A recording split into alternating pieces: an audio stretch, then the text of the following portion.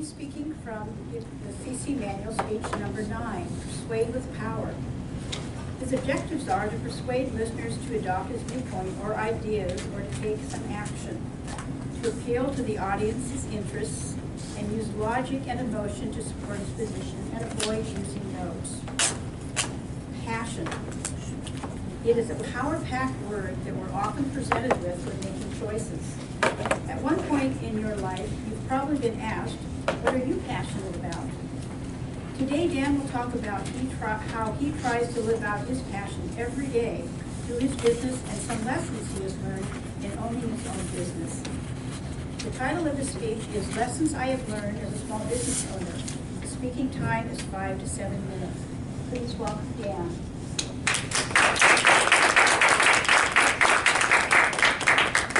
Thank you, Madam Toastmaster, fellow Toastmasters and guests. Passion is a very powerful packed word that oftentimes we're presented with when we're making decisions. What I want you to start to think about right now is what are you passionate about? Kind of start to get that mental image, think in the back of your mind of some things or thing that you might be passionate about. I've been very lucky in my life. I've always been pretty clear on what my passions are. I've always enjoyed sports. I've played it my whole life. I've always enjoyed working out, fitness, exercise, and kind of the science behind that and the science behind behavioral changes and how we make healthy habit changes. And I've always really enjoyed just interacting with people and talking with people and hearing their stories and objections they've had to overcome and all that kind of stuff. And so that led me to get into the fitness business, and it wasn't until about 4 years ago that I decided to open up my own business and open up my own gym.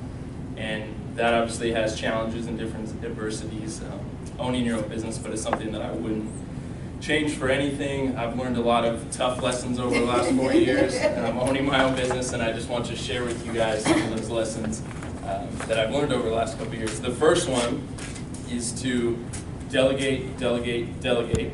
And what I mean by that is obviously being the owner, you're going to have this certain mind frame and perspective that nobody's going to do things as well as you, nobody's going to understand the business like you do, nobody's going to be as passionate as you.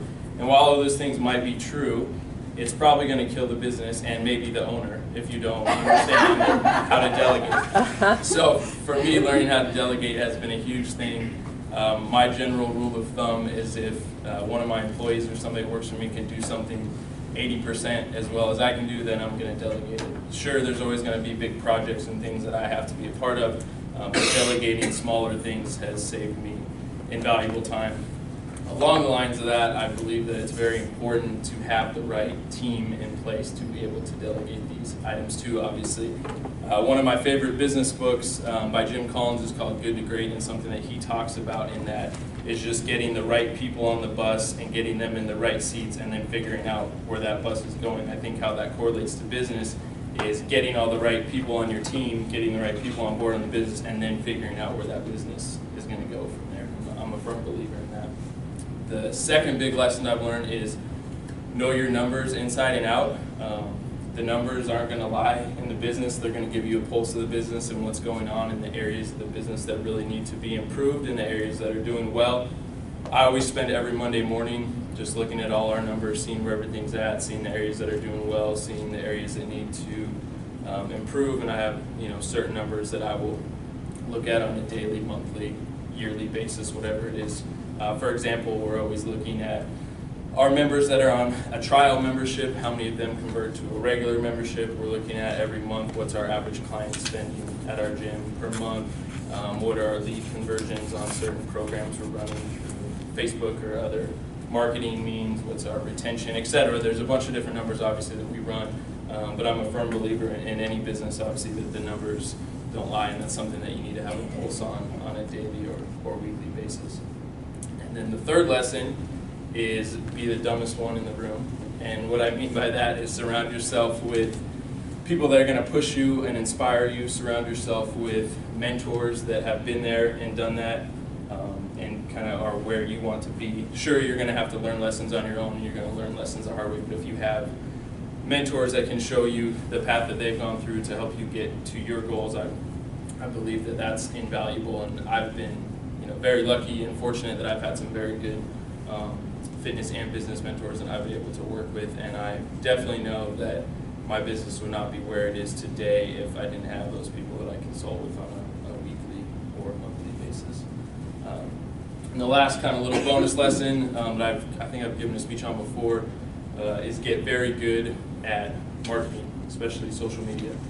Being a small business owner, you're always going to be at a disadvantage to bigger businesses with their marketing budget and being able to spend a lot more money on you than marketing. So I'm a big believer as a small business owner to get very good at the social media marketing side of things. It's a pretty cost-effective way that you can get your message out to whatever audience you want to get it out to, and you can really leverage your strengths and show your differentiators and what makes you different on social media. And like I said, it's a very cost-effective way to do it, and the way that we typically do it, or a lot of small business owners do it, through content. So just put out a lot of content on a weekly basis that shows, like I said, what your strengths are and shows how you can differentiate from some of maybe these bigger businesses.